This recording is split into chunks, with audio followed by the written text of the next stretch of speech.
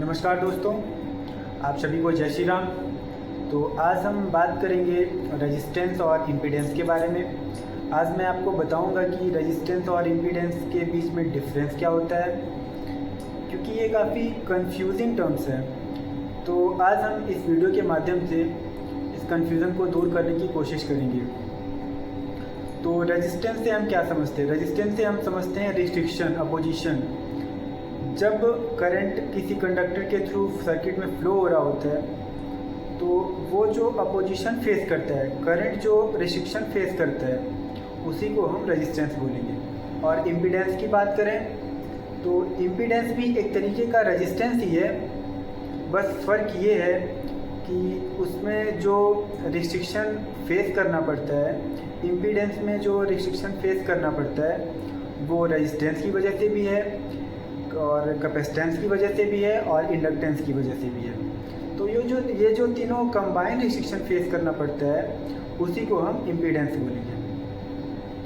और एक डिफरेंस ये भी है कि जो रेजिस्टेंस है वो एसी और डीसी दोनों सिस्टम में अवेलेबल है।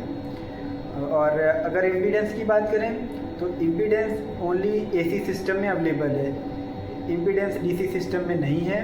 इसका रीज़न ये है कि जो इम्पीडेंस है वो फॉर्म होता है रेजिस्टेंस, कैपेसिटेंस और इंडक्टेंस से। तो क्योंकि जो कैपेसिटेंस और इंडक्टेंस है वो डीसी सिस्टम में नहीं होता, वो ओनली एसी सिस्टम में अवेलेबल है, तो इसलिए इम्पीडेंस ओनली एसी सिस्टम में वर्क करता है।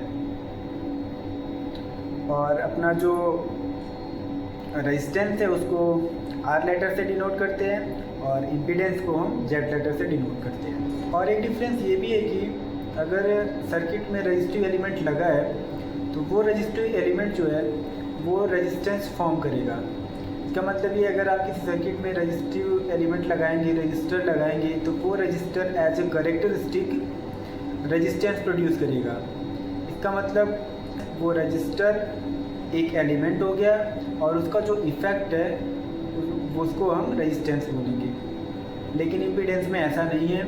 इम्पीडेंस में रेजिस्टेंस और रिएक्टेंस इन दोनों के कंबाइंड कंट्रीब्यूशन से इम्पीडेंस बनता है। तो अब आपको यह भी पता होना चाहिए कि रेजिस्टेंस और रिएक्टेंस के बीच में क्या डिफरेंस होते हैं। तो देखिए, अगर रजिस्टर की वजह से करंट के फ्लो में रिस्ट्रिक्शन आ रहा है तो उसे हम रेजिस्टेंस बोलेंगे। और अगर इंडक्टर और कैपेसिटर की वजह से करंट के फ्लो में रिस्ट्रिक्शन आ रहा है तो उसे हम रिएक्टेंस बोलेंगे। तो इसलिए रेजिस्टेंस और रिएक्टेंस के डिफरेंस को भी आप लोग याद रखिएगा। और रेजिस्टेंस और रिएक्टेंस के कॉम्बिनेशन को ही हम इम्पीडेंस बोलेंगे। तो आशा करता हूँ आपको समझ आया होगा।